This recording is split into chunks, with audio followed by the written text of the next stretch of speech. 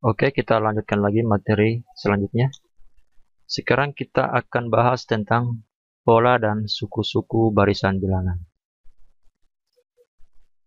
Yang pertama, kita akan bahas tentang pengertian barisan bilangan. Perhatikan barisan bilangan berikut. Di sini ada bilangan 1, bilangan 3, bilangan 5, dan bilangan 7. Bilangan 1 ini kita namakan suku pertama yang disimbolkan dengan U1. Ini suku kedua yang disimbolkan dengan U2. Suku ketiga yang disimbolkan dengan U3, dan suku keempat yang disimbolkan dengan U4. Jadi barisan ini terdiri dari 4 suku. Ingat, UN ini menunjukkan suku KN. Nah, kemudian di sini bagian B ada lagi barisan bilangan yang terdiri dari 5 suku. Seperti biasa, ini suku pertama.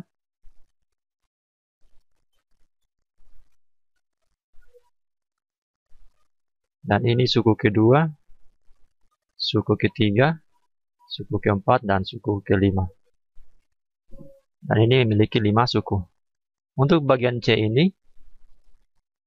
ini sukunya tak berhingga, karena di sini masih ada lagi bilangan yang lain. 3, 6, 9, 12, 15. Berarti di sini ada bilangan 18, 21, dan seterusnya. Oke, dipahami ya?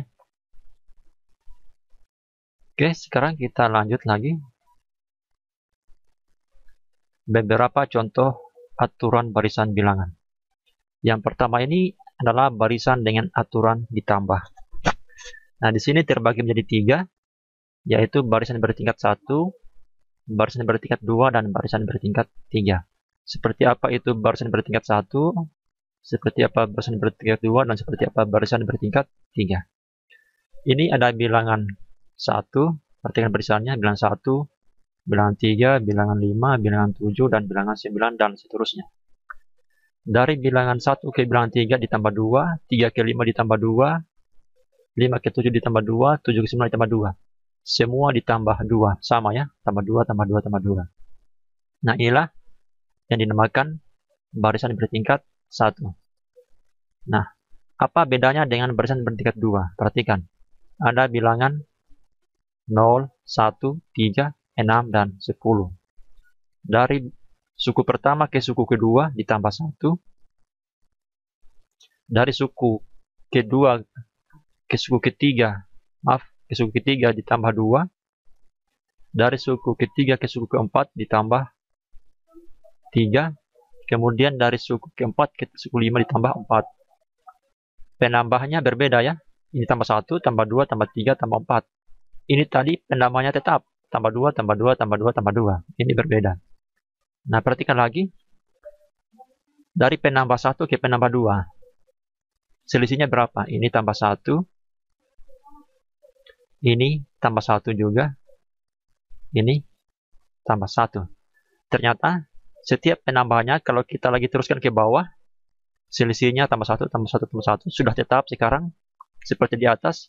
Maka inilah yang dinamakan barisan bertingkat 2. Kenapa? Karena nanti pada tingkat keduanya sehingga penambahnya sama.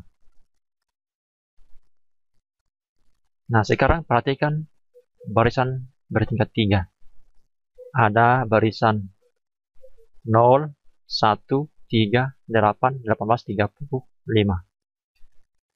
Dari bilangan suku pertama ke suku kedua tambah 1. Suku kedua ke suku ketiga tambah 2. Suku ketiga ke suku ke-8 tambah 5. Tambah 10, tambah 17. Ini penambahannya belum tetap atau belum sama ya. Tambah 1, tambah 2, tambah 3, 5, tambah 10, tambah 17. Kemudian kita teruskan lagi dari 1 ke 2, tambah 1. Dari 2 ke 5, tambah 3. Dari 5 ke 10, tambah 5. Masih belum tetap juga. Nah, nanti pada yang terakhir dari 1 ke 3, yaitu tambah 2. Tambah 2, nah ini baru penambahannya tetap. Nanti pada tingkatan ke 3, sehingga di sini Ternyata barisan bilangan 0, 1, 3, 8, 18, 35 ini dinamakan barisan bertingkat 3. Oke, dipahami ya? Saya rasa bisa dipahami. Oke, selanjutnya kita lanjutkan lagi pada pembahasan berikutnya. Tadi adalah barisan dengan aturan ditambah yang terbagi menjadi 3. Sekarang kita sebenarnya bukan 3 ya, masih ada lagi. Seandainya ada barisan bertingkat 4, barisan bertingkat 5. Tapi yang sering ditemui yaitu sampai 3 saja. Sekarang bagian B, kita lanjut barisan dengan aturan dikali. Nah, ada barisan bilangan 3, 6, 12, dan 24. 3, 6, 12, dan 24, dan seterusnya. 3 ke 6, 6 ke 12, 12 ke 24. Ternyata dari suku pertama ke suku kedua dikali 2. Suku kedua ke suku ketiga dikali 2 juga. Nah, inilah yang dinamakan barisan dengan aturan dikali. Dan seterusnya. Berarti ini kalau diteruskan ada 48, apalagi 96, dan seterusnya. Kemudian ada lagi barisan dengan aturan dipangkatkan. Nah, ini 1, 8, 27, 64. Ternyata bilangan 1 ini yaitu suku pertama dipangkatkan, 1 dipangkatkan 3. Bilangan kedua ini 2 dipangkatkan 3, 3 dipangkatkan 3, 4 dipangkatkan 3. Tentunya di sini 5 yang dipangkatkan 3. Berapa itu? Ya, berarti di sini 125. 125 ya, dan seterusnya. Nah, ada lagi barisan yang lain yaitu barisan Fibonacci. Aturannya, mulai suku ketiga, setiap suku diperoleh dengan menjumlahkan 2 suku sebelumnya. Di sini ada keterangannya. Leonardo Fibonacci menemukan barisan bilangan yang diberi nama barisan Fibonacci, sesuai namanya ya. Barisan tersebut 1, 1, 2, 3, 5, 8, dan seterusnya. Suku ketiga dan selanjutnya merupakan jumlah 2 suku sebelumnya. Angka 2, suku ketiga, dan seterusnya ini. Berarti ceritanya, awalnya kita mempunyai 2 buah bilangan dulu, yaitu bilangan 1 dan 1. Nanti bilangan ketiga diperoleh dengan cara 1 tambah 1. Berarti 2. Bilangan keempat, 1 ditambah 2. Berarti 3. Kemudian bilangan kelima yaitu 2 tambah 3. 5. Kemudian 3 tambah 5. 8. 5 tambah 8. 13. 8 tambah 13. 21. Dan seterusnya. Itulah barisan Fibonacci. Jadi awalnya kita mempunyai 2 suku awal, kemudian suku berikutnya kita jumlahkan yang ini. Oke, dipahami ya?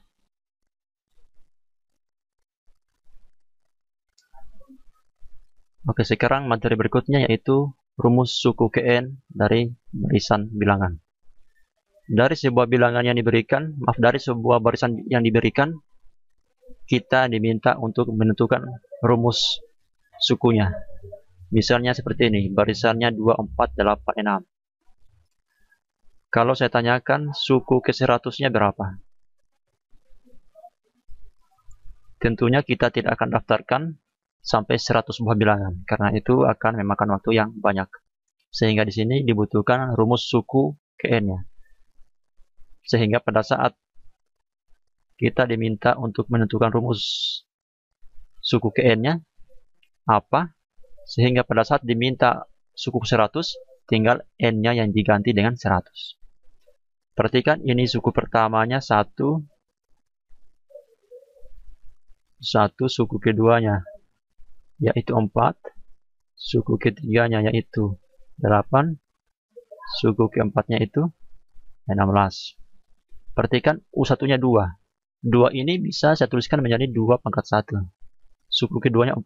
4 ini bisa saya tuliskan 2 pangkat 2. Suku ketiganya 8. Bisa saya tuliskan 2 pangkat 3.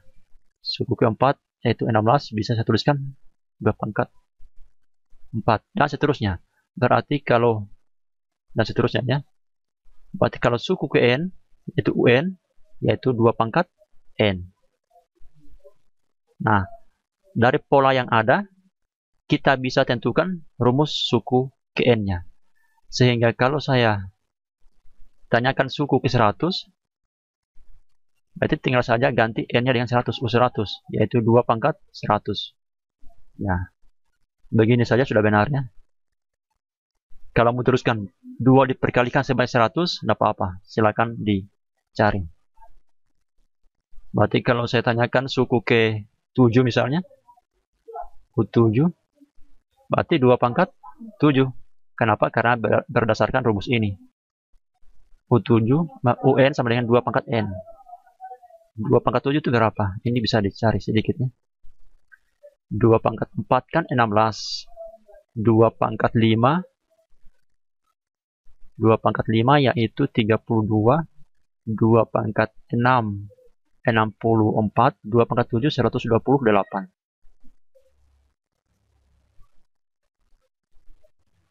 Ya, kalau tidak percaya 128, coba kita daftarkan ini.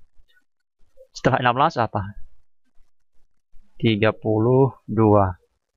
Ini semuanya dikali 2 ya. Dari bilangan pertama ke bilangan kedua dikali 2. Kali 2. 4 ke 8 kali 2. 8 ke 16 kali 2. 16 ke 32 kali 2. 32 ke selanjutnya kali 2 juga. Berarti di sini 64. 64 setelah itu 128. Suku pertama, suku kedua, suku ketiga, 4, 5, 6, 7. Pas ya. Suku ketujuhnya dapat 128 sesuai dengan rumus. Oke. Gampang ya untuk menentukan rumus suku KN.